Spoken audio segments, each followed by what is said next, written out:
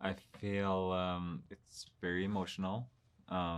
Feel excited and also hope nervous. Describe the score for Black Panther Wakanda Forever.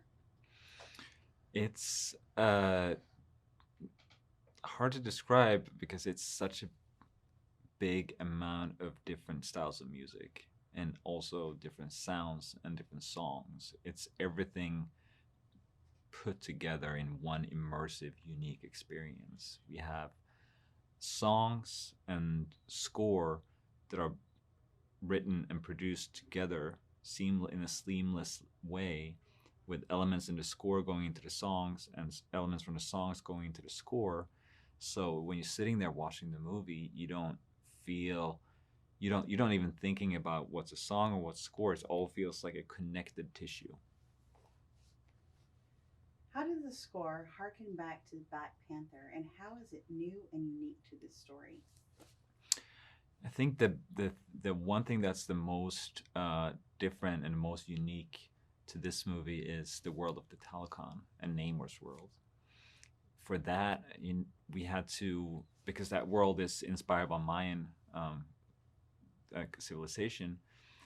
For that, I also wanted the music to be inspired by Mayan civilization, Mayan culture, and unfortunately, Mayan music doesn't exist anymore. It got forcibly erased, so we don't know exactly how that music sounded like.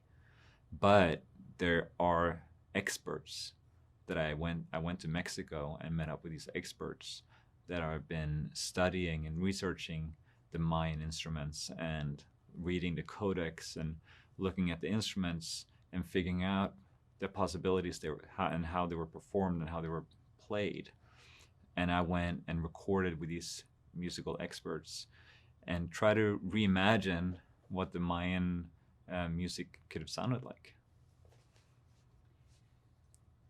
Describe your collaboration with Rihanna, Timms, and Ryan, specifically with regard to the single Lift Me Up. That is the only song that will be announced until the movie opens. How are the scores and songs integrated? Yeah, it was just such a labor of love. Like I started with an idea that I had. Okay, this could probably we could probably fit this into the end credits. Or sorry, I should talk about it.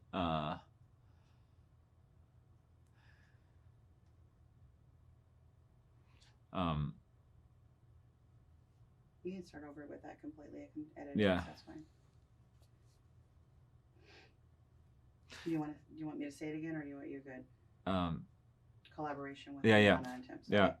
Um, Lift Me Up um, came about through a labor of love. I started with an idea for the song, and I had an idea of having Ryan asking Ryan to write some lyrics because the subject was very close to his heart.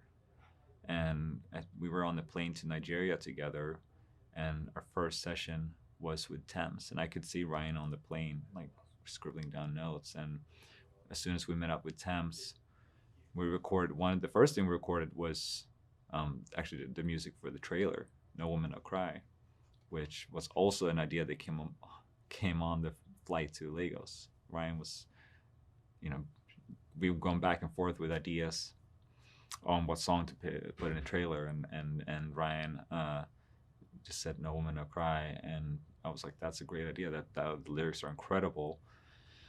And it's such a I haven't really heard that song in a movie trailer before um, or in a movie.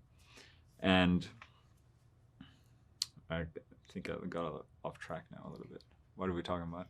Lift Me We were Up. talking about Okay. your collaboration between Rihanna, Uh, Timms, and yeah, yeah. and And then so we recorded "No Woman No Cry," and then we went over to another song, which Ryan had written the lyrics for, and you know, Thames is such an incredible artist. He has just this magical, powerful voice, and it was the first time I got the chance to work with her, and it was I could really feel like, okay, this song is gonna be something special. That I could feel the magic in the room in Legos in this hotel when we're creating it, And then we flew back to LA, and I think that song was sitting there, and I was thinking about, okay, what are we gonna do with it? And a few months later, we had Rihanna. I went in with Rihanna in the studio, and that was a song that came up, and she was very particular in. Sorry. It's okay. I'm almost a little frightened. I've talked about this for so long. Maybe do the question one more time. Okay. Describe your in collaboration with Rihanna, Tim's, and Ryan, specifically in regards to the single "Lift Me Up," and then that being the only song that was announced that will be announced prior to the movie opening. How other songs integrated, which you did speak about the integration a little bit before. Yeah. But basically, your collaboration with coming up with Lift Me Up," which is what you were discussing Yeah. right now. Yeah, it was really a labor of love. I had a little song idea that I thought could be very, very, very emotional and very, very well tied into the end. And I asked Ryan to write some lyrics for it. Him being so close to this movie and close to the story, obviously.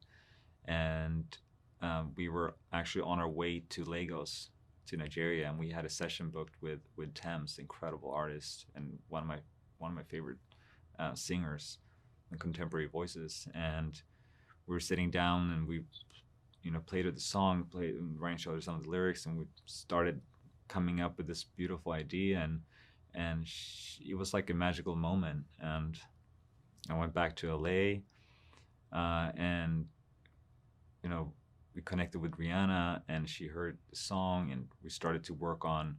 I went into the studio and started work with her, and she, I don't know, she's such a perfectionist, and she was really like putting so much effort into like all the details, and we were finessing the chorus together, and it was just and also how she, like the message of the movie with the motherhood and the powerful women, and it was where she is in her career with with her becoming a new mom, and it was the perfect timing for this to happen. The story deals with grief, but shows Wakandans grieving in a different way. How does the music support the depth of emotion?